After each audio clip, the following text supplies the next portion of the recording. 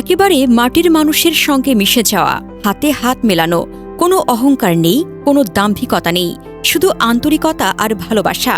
এমন একজন প্রধানমন্ত্রী বাংলাদেশের মানুষ অনেকদিন দেখেনি। আজ শনিবার চাঁদপুরের মাটিতে সেই দৃশ্যই ফুটে উঠেছে। দীর্ঘ ২০-২২ বছর পর প্রধানমন্ত্রী তারেক রহমানের এই সফর যেন হয়ে উঠেছে জনতার সঙ্গে নতুন সম্পর্কের উদযাপন। রাস্তায় চলন্ত বাস থেকে মানুষ হাত নাড়ছে, সালাম জানাচ্ছে, ছবি তুলছে। এই ছবিগুলো দেখে মনে হয় এ যেন কোনো সাধারণ নেতা নয়, এ যেন জনগণেরই একজন। হাজারো মানুষের ঢল নেমেছে চাঁদপুরে। পথের দুপাশে ভিড়, উচ্ছ্বাস আর ভালোবাসার বন্যা। সবচেয়ে আলোচিত দৃশ্য আসে মঞ্চে। প্রধানমন্ত্রী নিজের পাশে বসার জন্য ডাক দেন একজন সাধারণ কৃষককে। না কোনো বড় নেতা, না কোনো প্রভাবশালী ব্যক্তি, একজন মাটির মানুষ, একজন কৃষক। তাকে নিজের পাশে বসান, কথা বলেন, খোঁজ নেন। এই দৃশ্য দেখে মুহূর্তেই করতালিতে ফেটে পড়ে পুরো জনসমাবেশ। কারণ মানুষ এমন দৃশ্য খুবই কম দেখেছে। ক্ষমতার চেয়ারে বসেও যিনি মাটির মানুষকে ভুলে যান না। সকাল থেকেই বিভিন্ন এলাকা থেকে মানুষ ভিড় করতে থাকে। রাস্তাঘাট, মোড়, মাঠ, সব জায়গায় শুধু মানুষ আর মানুষ।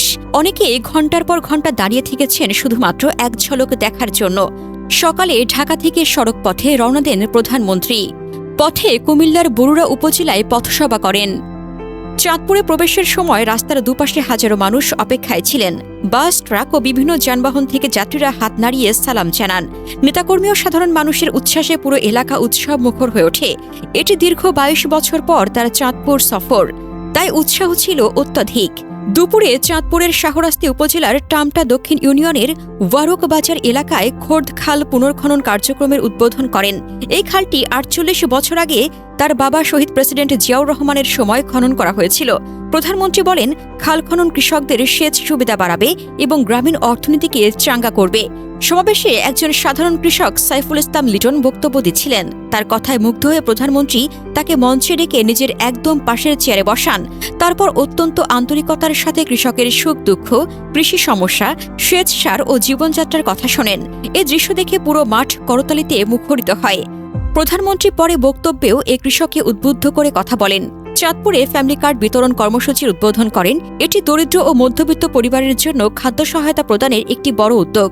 এমন প্রধানমন্ত্রীকে দেখে দেশের সাধারণ মানুষের মনে নতুন আশা জাগছে।